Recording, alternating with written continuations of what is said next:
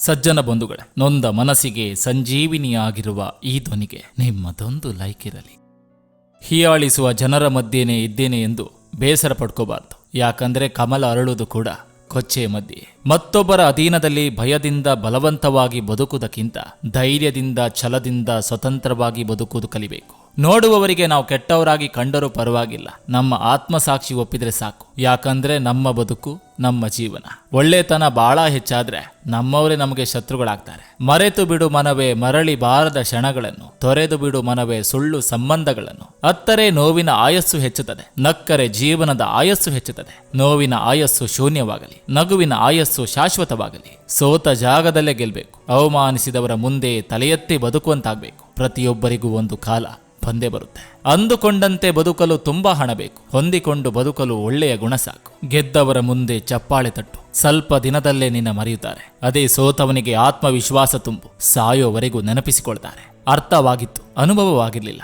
ಎಲ್ಲವೂ ಹೊಸದರಲ್ಲಿ ಮಾತ್ರ ಚಂದ ಅಂತ.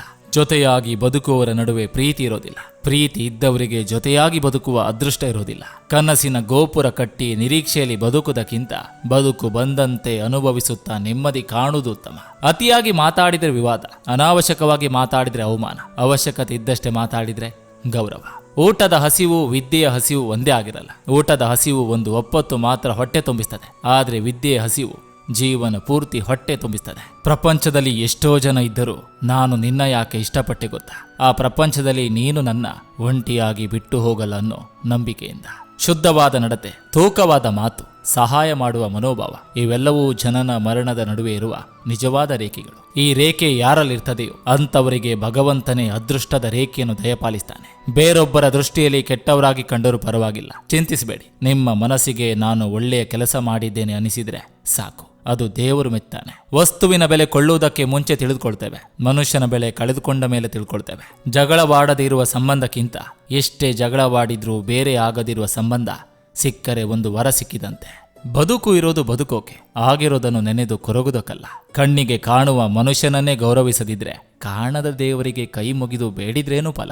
ನಗುವಾಗ ನೋವಿನ ದಿನಗಳನ್ನು ಮರಿಬಹುದು, ಆದ್ರೆ ಅಳುವಾಗ ಸಂತಸದ ದಿನಗಳನ್ನ ಮರೆಯಲಾಗದು. ಯಾಕಂದ್ರೆ ಸಂತಸದ ದಿನಗಳು ಮತ್ತೆ ಮತ್ತೆ ಮರುಕಳಿಸೋದಿಲ್ಲ, ನೋವಿನ ದಿನಗಳು ಅಷ್ಟು ಸುಲಭವಾಗಿ ಹಿಂತಿರುಗೋದಿಲ್ಲ. ಕೆಳಗೆ ಬಿದ್ದರೆ ಒಡೆದು ಹೋಗುವ ಫೋನ್ಗೆ ಬಹಳ ಬೆಲೆ ಕೊಡ್ತೇವೆ, ಅದೇ ತರ ಜೀವನ ಪರ್ಯಂತ ನಮ್ಮ ಜೊತೆ ಇರುವ ಸಂಬಂಧಗಳಿಗೆ ಇನ್ನೆಷ್ಟು ಬೆಲೆ ಕೊಡಬೇಕು. ಚಿಕ್ಕ ಪುಟ್ಟ ಕಾರಣಗಳಿಂದ ಸಂಬಂಧಗಳನ್ನು ದೂರ ಮಾಡ್ಕೋಬೇಡಿ. ನೋವು ಮನುಷ್ಯನನ್ನ ಬದಲಾಯಿಸ್ತದೆ, ಕೆಲವರನ್ನು ಮೌನವಾಗಿಸ್ತದೆ, ಕೆಲವರನ್ನು ಗಟ್ಟಿಯಾಗಿಸ್ತದೆ. ರಕ್ತದಾನ ಮಾಡಿದ್ರೆ ಒಬ್ರಿಗೆ ಒಳ್ಳೇದಾಗುತ್ತೆ, ನೇತ್ರದಾನ ಮಾಡಿದ್ರೆ ಇಬ್ಬರಿಗೆ ಒಳ್ಳೇದಾಗುತ್ತೆ, ಅನ್ನದಾನ ಮಾಡಿದ್ರೆ 100 ಜನಕ್ಕೆ ಒಳ್ಳೇದಾಗುತ್ತೆ, ವಿದ್ಯಾದಾನ ಮಾಡಿದ್ರೆ ಸಹಸ್ರಾರು ಜನಕ್ಕೆ ಒಳ್ಳೇದಾಗುತ್ತೆ. ಆದರೆ ಇಡೀ ದೇಶಕ್ಕೆ ಒಳ್ಳೇದಾಗಬೇಕು ಅಂದ್ರೆ ಮತದಾನ ಮಾಡಬೇಕು. ಒಬ್ಬ ನಿಸ್ವಾರ್ಥ ಪ್ರಾಮಾಣಿಕ ವ್ಯಕ್ತಿಗೆ ಮತದಾನ ಮಾಡೋದ್ರಿಂದ ಎಲ್ಲರಿಗೂ ಎಲ್ಲಾ ರೀತಿಲೂ ಒಳ್ಳೇದಾಗುತ್ತೆ.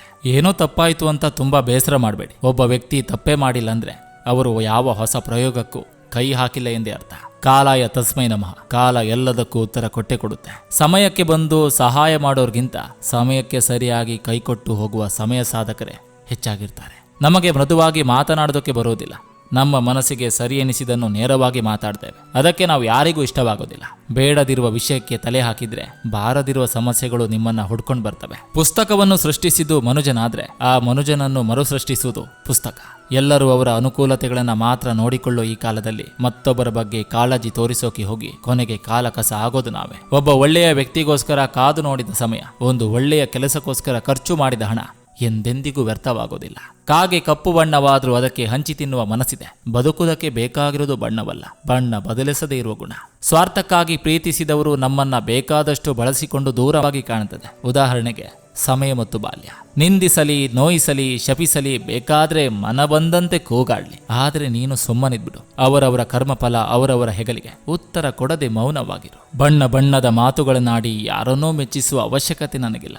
ನಾನಾಗಿರ್ತೀನಿ. ಯಾರು ನನ್ನ ನಂಬಲಿ, ನಂಬದೇ ಇರಲಿ. ಆಯಸ್ಸು ಮುಗಿದ ಮೇಲೆ ದೇಹಕ್ಕೆ ಸಾವು, ಮನಸ್ಸಿಗೆ ನೋವಾದ್ರೆ ದಿನವೂ ಸಾವು. ಯಾವುದೇ ಸಂದರ್ಭದಲ್ಲೂ ನಿಮ್ಮ ಜೀವನ ಸ್ಥಾನಮಾನವನ್ನು ಬೇರೆಯವರೊಂದಿಗೆ ಹೋಲಿಸಿಕೊಳ್ಬೇಡಿ. ಹೋಲಿಸಿಕೊಂಡರೆ ಸಮಾಧಾನದಿಂದ ಇರಲು ಸಾಧ್ಯವಿಲ್ಲ. ನಿಮ್ಮ ಜೀವನ ನಿಮ್ಮದು, ಅದು ಬೇರೆಯವರದಾಗಲು ಸಾಧ್ಯವೇ ಇಲ್ಲ. ನಡೆ ನುಡಿ ನಮ್ಮ ಆತ್ಮಸಾಕ್ಷಿಗೆ ಮೆಚ್ಚುಗೆಯಾದರೆ ಸಾಕು, ಅದನ್ನು ಮತ್ತೊಬ್ಬರಿಗೆ ಮನವರಿಕೆ ಮಾಡುವ ಅವಶ್ಯಕತೆ ಇಲ್ಲ. ನಮ್ಮ ಜೀವನದಲ್ಲಿ ನಮಗೆ ನಾವು ಮಾಡಿಕೊಳ್ಳುವ ದೊಡ್ಡ ಮೋಸವೇನೆಂದ್ರೆ ನಮ್ಮ ಭಾವನೆಗಳಿಗೆ ಸ್ಪಂದಿಸದೇ ಇರುವ ವ್ಯಕ್ತಿಗಳಿಗೆ ನಮ್ಮ ಅಮೂಲ್ಯವಾದ ಪ್ರೀತಿ, ಕಾಳಜಿ, ಕಣ್ಣೀರು ಹಾಗೂ ಮುಖ್ಯವಾಗಿ ಸಮಯವನ್ನು ಮೀಸಲಿಡೋದು. ಮಾತಿಗೆ ಬೆಲೆ ಇಲ್ಲದಾಗ ಮೌನವೇ ಒಳ್ಳೆಯದು. ಮನುಷ್ಯನಿಗೆ ಬೆಲೆ ಇಲ್ಲದಾಗ ದೂರವಿರುವುದೇ ಒಳ್ಳೆಯದು. ಹುಟ್ಟಿದಾಗ ಹೆಸರಿರೋದಿಲ್ಲ, ಬರೀ ಉಸಿರಿರ್ತದೆ. ಆದರೆ ಸತ್ತಾಗ ಉಸಿರಿರೋದಿಲ್ಲ, ಬರೀ ಹೆಸರಿರ್ತದೆ. ಈ ಉಸಿರು ಮತ್ತು ಹೆಸರು ನಡುವಿನ ಅಂತರವೇ ಜೀವನ. ಎದೆಯಲ್ಲಿ ಆತ್ಮವಿಶ್ವಾಸವಿದ್ದರೆ ಅದೇ ಆಯುಧ. ಎಂತಹ ಸಂದರ್ಭ ಬಂದರೂ ಮುಖದಲ್ಲಿ ನಗುವಿದ್ದರೆ ಅದೇ ವಿಜಯ. ಕೊರತೆಯನ್ನು ಮರೆತು ಬಾಳಿ, ನೆಮ್ಮದಿ ತಾನಾಗಿ ಹುಟ್ಟಿಕೊಳ್ತದೆ. ಒಬ್ಬರನ್ನು ಅರ್ಥ ಮಾಡಿಕೊಳ್ಳದಿದ್ರೂ ಪರವಾಗಿಲ್ಲ, ಅವರನ್ನು ತಪ್ಪಾಗಿ ಮಾತ್ರ ತಿಳಿಬೇಡಿ. ಜೀವನದಲ್ಲಿ ಏನೇ ಕಷ್ಟ ಬಂದರೂ ಅದನ್ನು ಎದುರಿಸುವ ಆತ್ಮಬಲ ಇರಬೇಕು. ಅಳುತ್ತಾ ಬದುಕುವುದಕ್ಕಿಂತ ಅರಳುತ್ತಾ ಬದುಕಬೇಕು. ಹೂವಿನಂಥ ಮನಸ್ಸು, ಚಿನ್ನದಂಥ ಗುಣ, ಮುತ್ತಿನಂಥ ಮಾತು, ಆತ್ಮೀಯತೆ ತುಂಬಿದ ಹೃದಯ ಯಾವಾಗಲೂ ನಿಮ್ಮದಾಗಿರಲಿ. ಆ ಹೃದಯದಲ್ಲಿ ಸದಾ ನಗು ತುಂಬಿರಲಿ. ನಿರ್ಲಕ್ಷ್ಯ ಮಾಡುವುದು ನಿನ್ನ ನಿಯಮವಾಗಿದ್ರೆ ದೂರ ಮಾಡಿಕೊಳ್ಳುವುದು ನನ್ನ ಆತ್ಮಗೌರವಕ್ಕೆ ಅನಿವಾರ್ಯ. ಮಾತಿಲ್ಲ ಎಂದ್ರೆ ಮರೆತೆ ಎಂದು ತಿಳಿಬೇಡ. ಆ ಮೌನಕ್ಕೆ ಕಾರಣ ನೀನು ಎಂದು ಮರಿಬೇಡ. ವಾಸ್ತವವನ್ನು ಒಪ್ಪಿಕೊಂಡು ಮುಂದೆ ನಡೆದು ಬಿಡು. ಇಲ್ಲಿ ಎಲ್ಲರದು ಮುಖವಾಡದ ಬದುಕೆ. 1000 ನೋವುಗಳು ಇದ್ದರೂ ಮನಸ್ಸಿಗೆ ಮೌನವೇ ಸಮಾಧಾನ. ಕಾಣದಂತೆ ಕುತಂತ್ರಿಗಳು ನಿನ್ನ ಕೆಡವಲು ಕಾದು ಕೂತರು, ಕಾಣದೇ ಇರುವ ದೈವ ಒಂದು ದಿನ ನಿನ್ನ ಕಾಪಾಡ್ತದೆ. ಒಬ್ಬರನ್ನು ಅತಿಯಾಗಿ ಸುಧಾರಿಸಲು ಹೋದರೆ ನೀನು ಅವರ ಶತ್ರುವಾಗುವೆ. ನಿಂಬೆ ರಸದ ಒಂದು ಹನಿ 1000 ಲೀಟರ್ ಹಾಲನ್ನು ಕೆಡಿಸ್ತದೆ. ಅದೇ ತರ ಮನುಷ್ಯನ ಅಹಂಕಾರ ಒಳ್ಳೆ ಸಂಬಂಧಗಳನ್ನು ಹಾಳು ಮಾಡ್ತದೆ. ಅವಶ್ಯಕತೆಗಾಗಿ ಸೇರುವ ಸ್ನೇಹ, ಅವಶ್ಯಕತೆಗಾಗಿ ಸೇರುವ ಸಂಬಂಧ ಎಂದಿಗೂ ಶಾಶ್ವತವಲ್ಲ. ಒಳ್ಳೆಯವರೊಂದಿಗೆ ಒಳ್ಳೆಯವರಾಗಿ, ಆದರೆ ಕೆಟ್ಟವರೊಂದಿಗೆ ಕೆಟ್ಟವರಾಗಬೇಡಿ. ಯಾಕಂದ್ರೆ ವಜ್ರದಿಂದ ವಜ್ರವನ್ನು ಕೊರಿಬಹುದು, ಆದರೆ ಕೆಸರಿನಿಂದ ಕೆಸರನ್ನ ತೊಳೆಯಲಾಗದು. ಕೆಲವೊಬ್ಬರಿಗೆ ಎಷ್ಟೇ ಕೈ ಹಿಡಿದ್ರು, ಎಷ್ಟೇ ಒಳ್ಳೆಯದನ್ನ ಬಯಸಿದ್ರು ಸಹ ಸಮಯಕ್ಕೆ ಸರಿಯಾಗಿ ಅವರ ಬುದ್ಧಿಯನ್ನು ತೋರಿಸಿ ಬಿಡ್ತಾರೆ. ಯಾಕಂದ್ರೆ ಕಾರಣವಿಷ್ಟೇ, ಎಲ್ಲರಿಗೂ ಅವರವರ ಸ್ವಾರ್ಥದ ಚಿಂತೆ. ಸಮಯವನ್ನ ಕೇಳಿದೆ, ಮತ್ತೆ ಬರುವೆ ಎಂದು. ಸಮಯ ಹೇಳಿತು, ನಿನ್ನವರೇ ನಿನ್ನ ಜೊತೆ ಬರುವುದಿಲ್ಲ, ನಾನ್ ಹೇಗೆ ಬರಲಿ ಎಂದು. ಯೋಗ್ಯತೆಗೆ ಮೀರಿದ ಆಡಂಬರ ಮನುಷ್ಯನನ್ನು ಸಾಲಗಾರನನ್ನಾಗಿ ಮಾಡ್ತದೆ.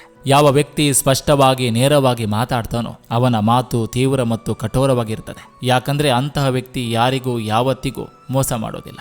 ದೇವರು ಎಲ್ಲವನ್ನು ಕೊಟ್ಟಿದ್ದಾನೆ, ಆದರೆ ಯಾವುದು ನಮ್ಮದಲ್ಲ. ದೇವರು ಎಲ್ಲ ಕಡೆ ಇದ್ದಾನೆ, ಆದರೆ ಹೇಗಿದ್ದಾನೆ ಯಾರಿಗೂ ಗೊತ್ತಿಲ್ಲ. ಎಲ್ಲವೂ ಇದೆ, ಆದರೆ ಯಾವುದು ಶಾಶ್ವತವಲ್ಲ. ಸಂಪತ್ತನ್ನು ಪ್ರೀತಿಸಿದವನಿಗೆ ಸಂಬಂಧಗಳ ಅವಶ್ಯಕತೆ ಇಲ್ಲ. ಸಂಬಂಧಗಳ ಪ್ರೀತಿಸಿದವನಿಗೆ ಸಂಪತ್ತಿನ ಅವಶ್ಯಕತೆ ಇಲ್ಲ. ಸಂಪತ್ತು ಸಂಸ್ಕೃತಿಯನ್ನು ಕೆಡಿಸಿದ್ರೆ ಸಂಬಂಧ ಸಂಸ್ಕೃತಿಯನ್ನು ಉಳಿಸಿ ಬೆಳೆಸ್ತದೆ. ಕೋಪ ಬಂದಾಗ ತಪ್ಪು ಯಾರದೇ ಆಗಿರಲಿ, ಮತ್ತೆ ಮಾತು ಪ್ರಾರಂಭವಾಗುವುದೇ ನಿಜವಾದ ಪ್ರೀತಿ ಇರೋದ್ರಿಂದ.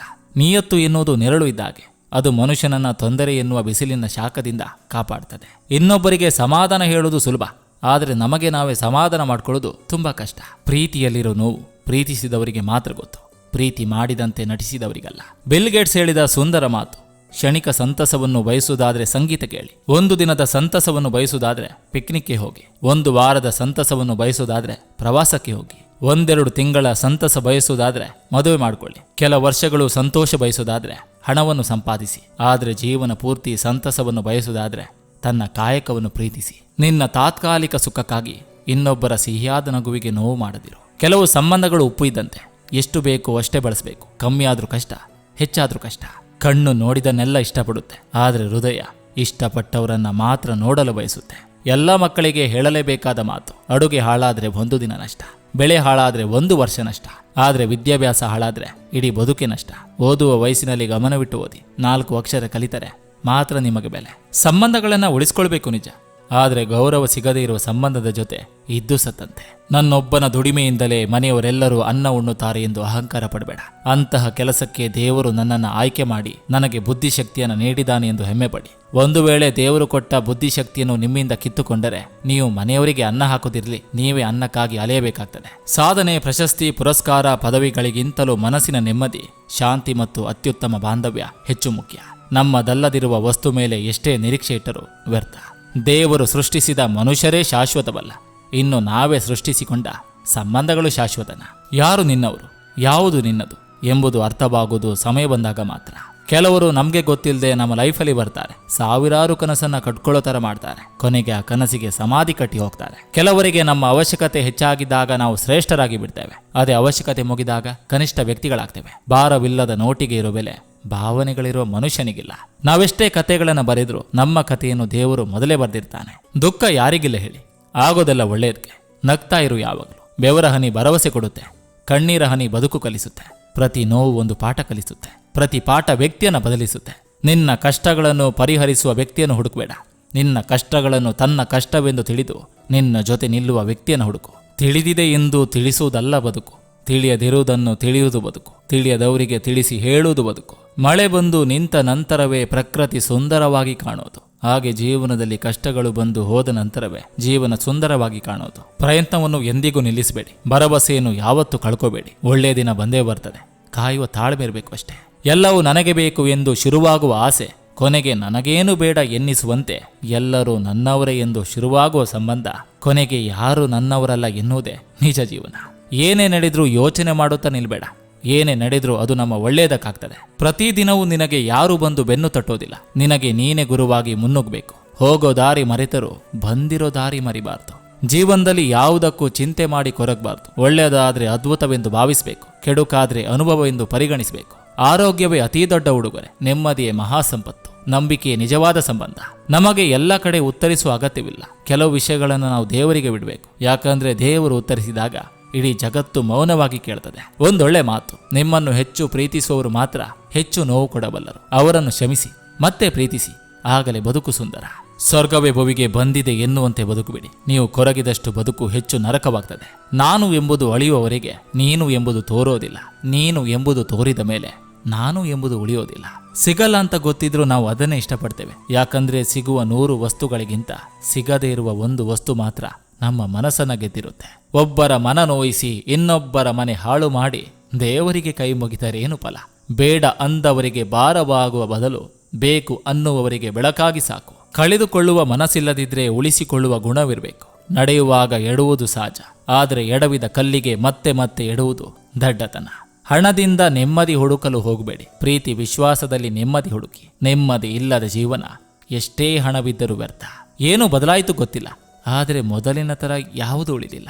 ಒಬ್ಬರಿಗೆ ಕೇಡು ಬಯಸೋ ಮೊದಲು ತಿಳ್ಕೋಬೇಕು ನಮಗೂ ಕೇಡು ಬಯಸೋರು ಇದ್ದಾರೆ ಎಂದು. ನೋವು ನುಂಗಿ ಬದುಕುವ ಜೀವಗಳು ಯಾವತ್ತೂ ಮತ್ತೊಬ್ಬರನ್ನು ನೋಯಿಸೋದಿಲ್ಲ. ಆ ಜೀವಕ್ಕೆ ಎಷ್ಟೇ ನೋವಾದ್ರೂ ಮತ್ತೊಬ್ಬರ ಸಂತೋಷ ನೋಡಿ ಖುಷಿಯಿಂದ ಬದುಕ್ತದೆ. ಸತ್ಯದ ತುಟಿ ಶಾಶ್ವತ, ಸುಳ್ಳಿನ ನಾಲಿಗೆ ಕ್ಷಣಿಕ. ಆಧಾರವಿಲ್ಲದ ಸುದ್ದಿಯನ್ನು ಹಬ್ಬಿಸಬಾರ್ದು. ದುಷ್ಟರ ಸಹಾಯಕ್ಕಾಗಿ ನ್ಯಾಯ ವಿರುದ್ಧವಾದ ಸಾಕ್ಷ್ಯನ ನುಡಿಯಬಾರದು. ಜೀವನದ ಹಾದಿಯಲ್ಲಿ ಸಹನೆ ಇರಬೇಕೇ ಹೊರತು ಸಹಿಸಿಕೊಳ್ಳುವುದೇ ಜೀವನ ಆಗಬಾರ್ದು. ನಿನ್ನ ಮನಸ್ಸೇ ನಿನ್ನ ಹತೋಟಿಯಲ್ಲಿ ಇಲ್ಲ ಅಂದಮೇಲೆ ಇನ್ನೊಬ್ಬರ ಮೇಲೆ ನೀನು ಹತೋಟಿ ಸಾಧಿಸ ಹೊರಡುವುದು ಪ್ರಯತ್ನ ವ್ಯರ್ಥವಲ್ಲವೇ? ಮೊದಲು ನಿನ್ನ ಮನಸ್ಸು ನಿನ್ನ ಹತೋಟಿಯಲ್ಲಿಟ್ಕೊಂಡು ಆಮೇಲೆ ಇನ್ನೊಬ್ಬರನ್ನು ತಿದ್ದಲು ಪ್ರಯತ್ನಿಸು. ಅದು ಸಾರ್ಥಕ ಪ್ರಯತ್ನವಾಗುವುದು. ಪದೇ ಪದೇ ಹೇಳುವುದರಲ್ಲಿ ಅರ್ಥವಿಲ್ಲ. ಅವರ ಬದಲಾವಣೆಗೆ ತಕ್ಕಂತೆ ನಾವೇ ದೂರ ಹೋಗಬೇಕು. ಚಿಂತೆ ಮಾಡುವುದರಿಂದ ಏನೂ ಬದಲಾಗುವುದಿಲ್ಲ. ಆದರೆ ದೇವರ ಮೇಲೆ ಭರವಸೆ ಇಡುವಾಗ ಎಲ್ಲವೂ ಬದಲಾಗ್ತದೆ. ನೋವುಗಳ ನಡುವೆ ನೆಮ್ಮದಿ ಹುಡುಕುವುದೇ ಜೀವನ. ನಿರಾಸೆಗಳ ನಡುವೆ ಭರವಸೆಯೊಂದಿಗೆ ಸಾಗುವುದೇ ಪಯಣ. ಅಂದುಕೊಂಡಂತೆ ಎಲ್ಲವೂ ನಡೆದ್ರೆ ಬದುಕಿಗೆ ಸ್ವಾರಸ್ಯವೇ ಇರೋದಿಲ್ಲ. ಅಲ್ಲಲ್ಲಿ ತಿರುವುಗಳಿದ್ದರೇನೆ ಸಮರ್ಥ ಚಾಲಕನಿಗೆ ಹರ್ಷ. ಈ ಪ್ರಪಂಚದಲ್ಲಿ ಎಲ್ಲರಿಗಿಂತ ಧನವಂತ ಯಾರು ಗೊತ್ತಾ? ಭಗವಂತ ಕೊಟ್ಟಿರುವುದರಲ್ಲಿ ಸಂತೃಪ್ತಿ ಹೊಂದುವವನು. ತಾನೇನು ಎಂದು ಅರಿತವನು ಅನ್ಯರ ಹೊಗಳಿಕೆಗೆ ಹಾಗೂ ತೆಗಳಿಕೆಗೆ ಮಹತ್ವ ನೀಡೋದಿಲ್ಲ. ಇದು ಕಲಿಗಾಲವಾದರೂ ಸತ್ಯಕಾಲ. ಇಲ್ಲಿ ಯಾರು ಏನು ಮಾಡ್ತಾರೋ ಅದನ್ನು ಅವರವರೇ ಅನುಭವಿಸ್ತಾರೆ. ಅದು ಒಳಿತಾಗ್ಲಿ ಕೆಡುಕಾಗ್ಲಿ ನಾವು ಯಾರಿಗೂ ಏನು ಬಗೆಯದೆ ಸುಮ್ಮನಿದ್ದು ಕಾದು ನೋಡುವುದು ಒಳ್ಳೆಯದು. ಅವಶ್ಯಕತೆ ಇದ್ದಾಗ ಬಣ್ಣ ಬಣ್ಣದ ಮಾತನಾಡುತ್ತಾ ಬರುವ ಜನಗಳಿಂದ ದೂರ ಇರೋದು ಒಳ್ಳೆಯದು. ಮತ್ತೆ ಹುಡ್ತೀವೋ ಇಲ್ವೋ ಕಾತರಿಲ್ಲ. ಇರುವವರೆಗೂ ಪ್ರೀತಿಯಿಂದಿರೋಣ. ನನ್ನ ನೋವುಗಳನ್ನು ಅರಿತವನು ನೀನೊಬ್ಬನೇ. ನೋವಲ್ಲೂ ನಗುವ ಶಕ್ತಿ ನೀಡು ಶಿವನೇ. ಬದುಕಿನ ಅದೆಷ್ಟೋ ಪ್ರಶ್ನೆಗಳಿಗೆ ಉತ್ತರ ಏಕಾಂತ. ಜನರು ತಮ್ಮ ಮನೆಯಲ್ಲೇ ಚಿಂತಿಸಬೇಕಾದ 100 ಸಮಸ್ಯೆಗಳಿದ್ದರೂ ಪಕ್ಕದ ಮನೆಯ ಸಮಸ್ಯೆಗಳ ಬಗ್ಗೆ ಮಾತಾಡೋದು ಮಾತ್ರ ಬಿಡೋದಿಲ್ಲ. ಸುಖದಲ್ಲಿರುವಾಗ ಮಾತ್ರವಲ್ಲ, ಕಷ್ಟದ ಸಂದರ್ಭದಲ್ಲೂ ಜೊತೆಯಾಗಿರುವುದೇ ನಿಜವಾದ ಸಂಬಂಧದ ಅರ್ಥವಾಗಿದೆ. ಎಲ್ಲರ ಜೀವನದಲ್ಲೂ ಇಷ್ಟೇ. ಬಿಚ್ಚಿಟ್ಟ ಖುಷಿಗಿಂತ ಮುಚ್ಚಿಟ್ಟ ನೋವೇ ಜಾಸ್ತಿ. ಬದುಕಿನ ಎಲ್ಲಾ ಕಷ್ಟಗಳಿಗೂ 2 ಔಷಧಗಳಿವೆ. ಒಂದು ದುಡಿಮೆ, ಇನ್ನೊಂದು ತಾಳ್ಮೆ. ಯಾವುದನ್ನು ಬಯಸಬೇಡ, ಮೇಲೊಬ್ಬ ಇದ್ದಾನೆ. ನಿನಗೆ ಯಾವುದನ್ನು ಯಾವ ಸಮಯಕ್ಕೆ ಏನು ಕೊಡಬೇಕು ಎನ್ನುವುದು ನಿನಗಿಂತ ಅವನಿಗೆ ಚೆನ್ನಾಗಿ ಗೊತ್ತಿರ್ತದೆ. ಚಿಂತಿಸಬೇಡ. ಸೋಲುಗಳಿಂದ ಯಾವತ್ತೂ ಕಂಗೆಡಬೇಡಿ. ಯಾಕಂದ್ರೆ ಅತ್ಯಂತ ಯಶಸ್ವಿ ಎನಿಸಿರುವ ಗಣಿತ ಆರಂಭವಾಗುವುದು ಶೂನ್ಯದಿಂದಲೇ. ಜೀವನ ಕಲಿಸುವ ಪಾಠಕ್ಕಿಂತ ಜೀವನದಲ್ಲಿ ಬಂದು ಹೋಗುವ ಪಾತ್ರಧಾರಿಗಳೇ ಕಲಿಸುವ ಪಾಠವೇ ಜಾಸ್ತಿ. ಕುರುಕ್ಷೇತ್ರ ಯುದ್ಧ ಶುರುವಾಯಿತು. ನನ್ನ ಹಿಂದೆ ಎಷ್ಟು ಬಳಗ ಇದೆ ಅಂತ ದುರ್ಯೋಧನ ನೋಡಿದ. ನನ್ನ ಹಿಂದೆ ಯಾರಿದ್ದಾರೆ ಅಂತ ಅರ್ಜುನ ನೋಡಿದ. ಬಳಗವನ್ನು ನಂಬಿದವನು ಸೋತು ಹೋದ. ಭಗವಂತನನ್ನು ನಂಬಿದವನು ಗೆದ್ದು ಬೀಗಿದ. ಇಲ್ಲಿ ನಾವು ಗಮನಿಸಬೇಕಾದ ವಿಷಯ ಏನಂದ್ರೆ, ಭಗವಂತ ನಮಗೆ ಪ್ರತ್ಯೇಕವಾಗಿ ಬಲ ಕೊಡಲ್ಲ. ನಮ್ಮಲ್ಲಿರುವ ಬಲವನ್ನ ನಮಗೆ ತಿಳಿಯಪಡಿಸ್ತಾನೆ ಅಷ್ಟೇ. ನಂಬಿಕೆ ಎಂಬ ಊರಿನಲ್ಲಿ ನಮ್ಮವರು ಎಂಬ ನಾಟಕ ನಡೆಯುತ್ತಿತ್ತು. ನಾನು ಅದರಲ್ಲಿ ಪಾತ್ರಧಾರಿಯಾಗಿದ್ದೆ. ಆದರೆ ಬಹಳ ಸಮಯ ಬೇಕಾಯಿತು ನನ್ನದು ಹಾಸ್ಯ ಪಾತ್ರ ಅಂತ ಗೊತ್ತಾಗೋಕೆ. ಹಣದ ಜೊತೆ ಜನ ಇರ್ಬೋದು, ಆದರೆ ಒಳ್ಳೆಯ ಗುಣದ ಜೊತೆ ಭಗವಂತ ಸದಾ ಇರ್ತಾನೆ. ಎಲ್ರಿಗೂ ನಮಸ್ಕಾರ. ನಾನು ನಿಮ್ಮ AK ಶೆಟ್ಟಿ ನಡೂರು. ನೀವಿನ್ನು ನನ್ನ ಚಾನಲ್ಗೆ ಮೊದಲ ಭೇಟಿ ಕೊಟ್ಟಿದ್ರೆ ದಯವಿಟ್ಟು ಸಬ್ಸ್ಕ್ರೈಬ್ ಮಾಡಿ, ಪಕ್ಕದಲ್ಲಿರುವಂಥ ಬೆಲ್ ಬಟನ್ ಅನ್ನು ಕ್ಲಿಕ್ ಮಾಡಿ. ಈ ಸಂಚಿಕೆ ನಿಮಗೆ ಇಷ್ಟವಾಗಿದ್ರೆ ದಯವಿಟ್ಟು ಒಂದು ಲೈಕ್ ಮಾಡಿ, ಜೊತೆಗೊಂದು ಕಮೆಂಟ್ ಮಾಡಿ ಅಂತ ಹೇಳ್ತಾ ಮತ್ತೆ ಮುಂದಿನ ಸಂಚಿಕೆಯೊಂದಿಗೆ ಅತಿ ಶೀಘ್ರದಲ್ಲಿ ನಿಮ್ಮನ್ನು ಭೇಟಿ ಆಗ್ತೇನೆ. ಎಲ್ರಿಗೂ ಒಳ್ಳೆಯದಾಗಲಿ.